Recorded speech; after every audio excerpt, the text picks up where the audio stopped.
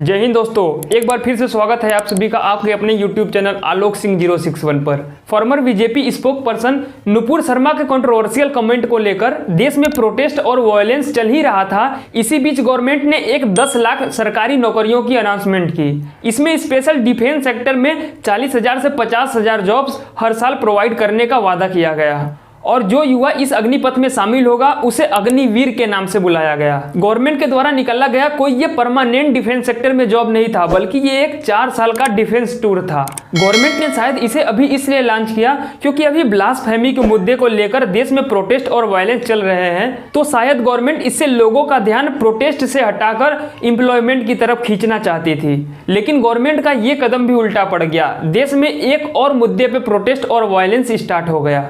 इस वीडियो को और बेहतर तरीके से समझने के लिए मैंने इसे 3 फेज में डिवाइड किया है। फेज 1 में हम समझेंगे कि क्या है ये पूरी अग्निपथ स्कीम। फेज 2 में हम समझेंगे कि आखिर क्यों प्रोटेस्ट हो रहा है इस स्कीम को लेकर, और फेज 3 में हम जानेंगे कि गवर्नमेंट ने क्या क्लियरिफिकेशन या फिर सॉल्यूशन दिए हैं नौजवानों को।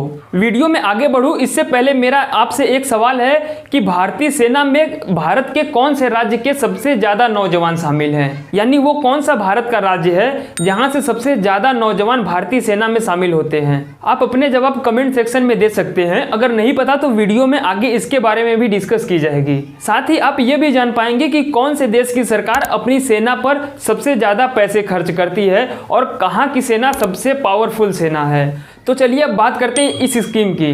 तो गवर्नमेंट ने अग्निपथ नाम से एक स्कीम लॉन्च की जिसमें 17.5 से 21 साल के नौजवानों को इंडियन डिफेंस सर्विस ज्वाइन करने का एक अपॉर्चुनिटी दिया गया, वो भी महज 4 साल के लिए। अगर बात करें सैलरी की तो फर्स्ट ईयर में 30,000 रुपए की सैलरी मिलेगी, जिसमें से कट कटाकर 23,000 रुपए इन हैंड मिलेगा।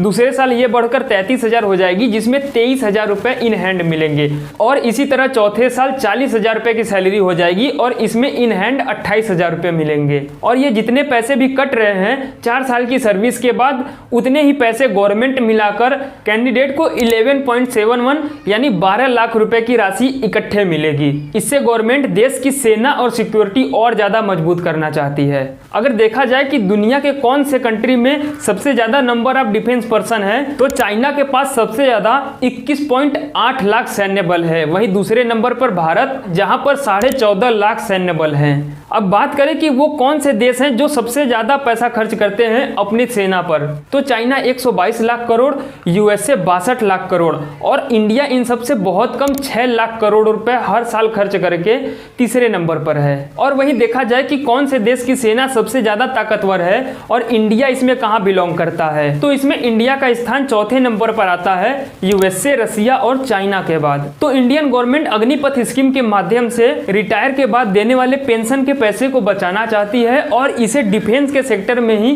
कहीं और खर्च करना चाहती है। इस 4 साल के सर्विस के दौरान अगर कोई अग्निवीर इंजर्ड हो जाता है तो यहाँ पर 48 लाख रुपए के इंश्योरेंस का प्रावधान है। वहीं पे अगर कोई वीर शहीद हो जाता है तो उसे 1 करोड़ रुपए की सम्मान राशि प्रोवाइड की जाएगी।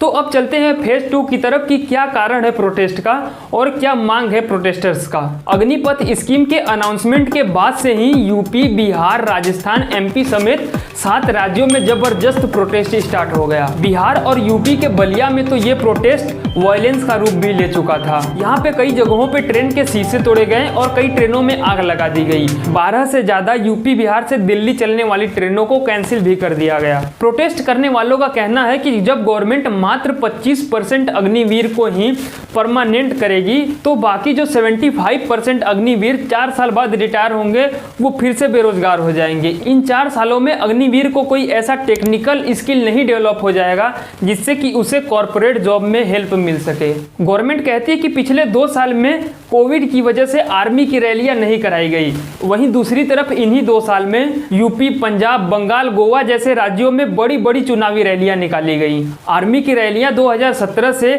लगातार घटते जा रही हैं।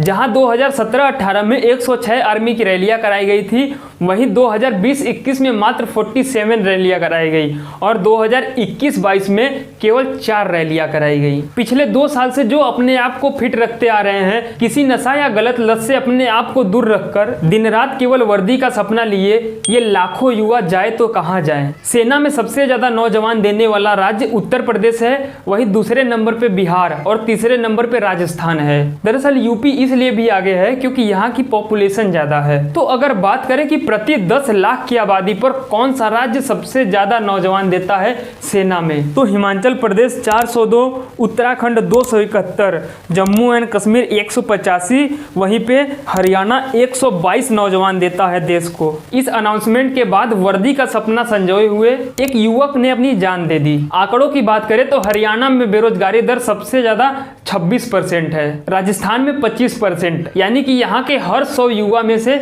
25 से 26 युवा बेरोजगार हैं। आपको यूपी में बेरोजगारी दर कम दिख रहा होगा, ये इसलिए कम है कि यूपी और बिहार के युवा ज्यादा बेरोजगारी सह नहीं पाते और ये मुंबई, दिल्ली, हरियाणा, राजस्थान खुद कमाने निकल जाते हैं। और ये ज्यादा नहीं, मात्र 10 से 12 हजार रुपए पर मंथ की सैलरी के लिए घर से इतना दूर निकल जाते हैं।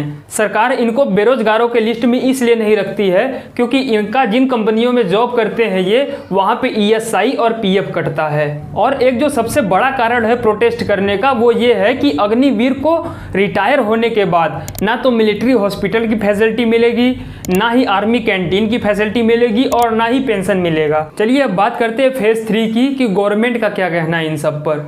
तो गवर्नमेंट इस पर अग्री है कि पिछले 2 साल से कोविड की वजह से कोई वैकेंसी नहीं आई है आर्मी में, इसलिए इसके एज क्राइटेरिया में 17.5 से 21 साल को बढ़ाकर 17.5 से 23 साल तक कर दिया गया है, जिससे कि इन 2 साल में जो भी कैंडिडेट ओवर एज हो गए हैं वो भी इस योजना का फायदा उठा ले। इसके बाद गवर्नमेंट ने कुछ मिथ और फैक्ट भी दिए हैं जिससे कि लोग मिसगाइड या मिस इन्फॉर्म ना हो सके। मिथ नंबर 1, इससे अग्निवीर का फ्यूचर इनसिक्योर हो जाएगा। तो बात करें इसके फैक्ट की तो गवर्नमेंट लोन प्रोवाइड कराएगी, साथ ही एक साथ रिटायरमेंट के तुरंत बाद 12 लाख रुपए भी दिए जाएंगे, जिससे अग्निवीर चाहे तो एंटरप्रेन्योर बन सकता है।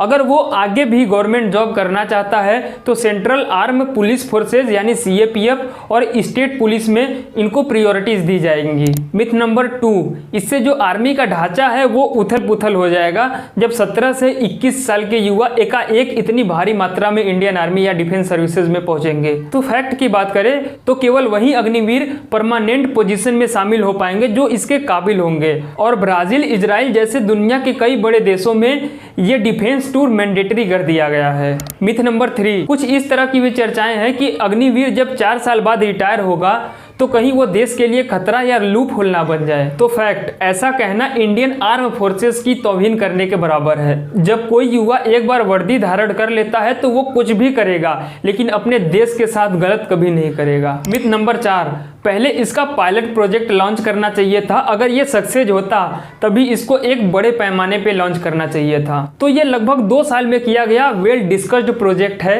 साथ ही बहुत से ऑफिसर्स और आर्मी पर्सन्स के सलाह मशवरे के बाद ही इस प्रोजेक्ट को लॉन्च किया गया है। ये काफी हेल्पफुल होने वाला है देश के युवा के लिए, क्योंकि 17 से 21 साल का वो उम्र होता है जिसमें एक युवा को डिसिप्लिन, फिजिकल फिटनेस, पेट्रोटिज्म, करेज, लीडरशिप क्वालिटीज और साथ ही कुछ पैसों की जरूरत होती है। इन्हीं सब बातों को ध्यान में रखकर गवर्नमेंट इस प्रोजेक्ट को लॉन्च करने जा रही है। तो आज की इस वीडियो में हमने देखा कि क्या है अग्निपथ स्कीम, क्यों हो रहे हैं प्रोटेस्ट और सरकार का क्या पक्ष है इस पर। उम्मीद है ये वीडियो आपको पसंद आई होगी। अगर हाँ तो इसको लाइक करना बिल्कुल भी ना भूलें और इसे अपने फैमिली मेंबर और दोस्तों के साथ जरूर शेयर करें। चैनल पे नए हैं तो चैनल को सब्सक्राइब कर लें। आप अपना ख्याल रखें, अपनों का ख्याल रखें, स्वस्थ रहें, मस्त रहें। मिलते हैं जल्दी किसी अन्य ऐसे ही रोचक और इन्फॉर्मेटिव वीडियो में। तब तक के लिए बहुत बहुत धन्यवाद।